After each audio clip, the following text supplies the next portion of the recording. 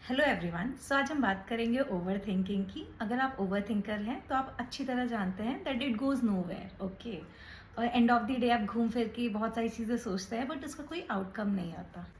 So I know many people like me जो इस question को आंसर करना चाहते हैं, जानना चाहते हैं कि कैसे वो अपने ओवर थिंकिंग साइकिल को कर्व डाउन कर सके या कट डाउन कर सकें, बिकॉज इसका बहुत ज़्यादा कोई इफेक्टिव आउटकम नहीं होता। सो हम जानते हैं कि ओवर थिंकिंग रोकना क्यों ज़रूरी है। बिकॉज इंसोम्निया होता है, बहुत लोग सोने में स्ट्रगल करते हैं जो ओवर थिंकिंग करते हैं। उसके साथ साथ लैक ऑफ कॉन्सेंट्रेशन होता है, अननेसेसरी वरी होती हैं जो ओवरऑल प्रोडक्टिविटी को हैम्पर करती है।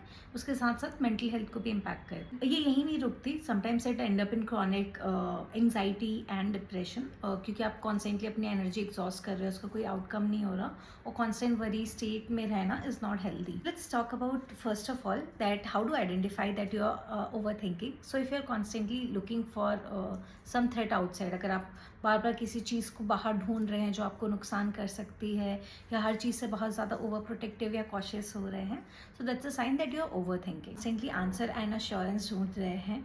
आपका जो पूरा मूड है ये कामनेस से, वो डिपेंड करता है कि सामने वाला आपकी तरह सोचता है या नहीं है, वो आपको श्योर कर पा रहा है या नहीं। दैट मीन्स आप ओवर थिंक कर रहे हैं, you are not trusting yourself. या समवन जो एक्सेसिव प्लानिंग कर रहा है, I think sometimes I end up doing excessive planning. मैं कभी कभी इतनी प्लानिंग कर लेती हूँ कि मैं एग्जीक्यूशन पार्ट पे जाती ही नहीं हूँ। So if you are someone like me who end up excessive planning, that's a sign that you're overthinking a lot of things. And there's no harm in thinking about things, but if it's going beyond an extent, और normally सोचने में कोई problem नहीं है, but अगर आप कोई चीज़ को खींचे जा रहे हो और एक्शंस नहीं ले रहे हो या खुद पे ट्रस्ट नहीं कर रहे हो, तो it's a problematic thing. So if you are someone who is struggling with all these things, so एक अच्छी चीज़ ये है कि जो एक्सेसिव थिंकिंग है या ओवर थिंकिंग है वो इननेट नेचर नहीं है, वो आपको इननेट कैरेक्टरिस्टिक नहीं है कि आपके बाल काले ही होंगे या आपकी आंखें ब्राउन होंगी। This is something you can change, this is something you can change over time, बहुत सारे माइंडफुलनेस और कुछ स्ट्रैटेजीज को यूज़ करके। सो अब हम उसके बारे में बात करेंगे। देयर आर मेटाकॉग्निटिव स्ट्रैटेजीज जो आपको इनेबल करती हैं कि आप उन चीज़ों के बारे में सोचें या उन पर कंट्रोल रखें जो आप सोचना चाहते हैं, respective of the content. So metacognitive strategies को यूज़ करके आप चूज़ कर सकते हैं कि आपको किन चीज़ों पे आप सोचना चाहते हैं एंड किन चीज़ों को आपको नहीं सोचना चाहिए, उन पर ध्यान नहीं देना चाहिए। So the first thing you can do is know your triggers. आप वो चीज़ें समझिए जो आपको ट्रिगर करती हैं। सो हमारे हमारे ब्रेन्स में बहुत सारे थॉट आते हैं through out the day.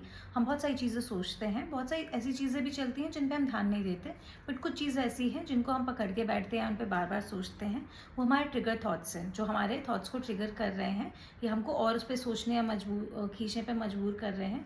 And ये मोस्टली नेगेटिव थॉट्स होते हैं, but sometimes these are positive thoughts as well. And many overthinkers जो एक कॉमन थिंग करते हैं वो बहुत सारे हाइप्नोथिसिस क्रिएट करते हैं, हाइपोथेटिकल सिचुएशन क्रिएट करते हैं, उनके बारे में सोचते हैं और उनके बारे में वरी करते हैं।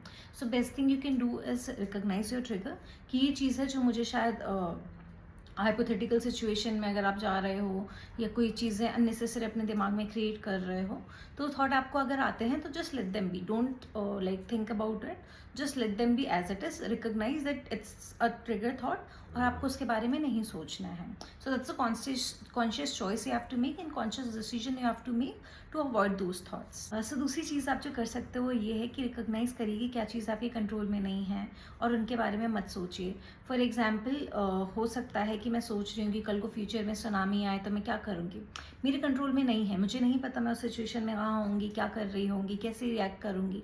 सो जो चीज़ें जिस पे मेरा प्रेडिक्शन या कंट्रोल नहीं है, या मैं कुछ अज्यूम नहीं कर सकती, या आई एम नॉट श्योर कि मैं उससे कैसे डील करूँगी, मैं वैसी सिचुएशन में होंगी भी या नहीं, जिन चीज़ों पे आपका कोई कंट्रोल नहीं है उसके बारे में सोच के आप अपना बस टाइम एंड एनर्जी वेस्ट कर रहे हैं।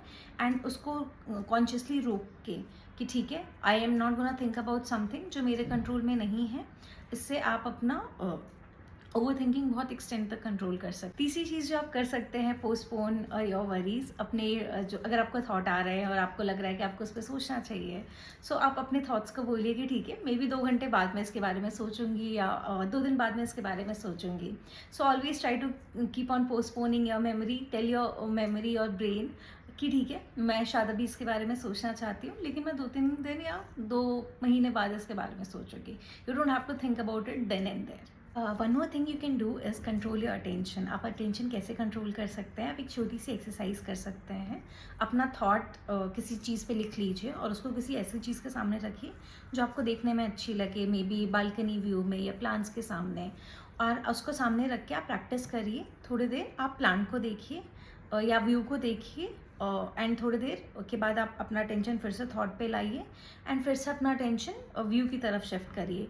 This will help you to practise कि आप अटेंशन शिफ्ट कर सकते हैं। तो जैसे ही आपको ओवर थिंकिंग हो, that time also you can shift your attention. एक और चीज़ आप जो कर सकते हैं, 2-3 साउंड्स पे ध्यान दीजिए। फॉर एग्जाम्पल, बर्ड्स की आवाज़ आ रही है, पास के ट्रैफिक सिग्नल की, या कुछ गाड़ियों की, या टीवी की, या किचन में कुछ हो रहा है, and keep on shifting your attention एक चीज़ से दूसरी, दूसरी से तीसरी। So you can recognise and understand कि अटेंशन शिफ्टिंग बहुत ईजी है, जो आपको ओवर थिंकिंग में हेल्प करेगी। आप अपना अटेंशन शिफ्ट कर सकते हैं जैसे आपको लगे कि आप ओवर थिंक कर रहे हैं। So these are some of the strategies you can use to cope up with your emotions as well as over thinking.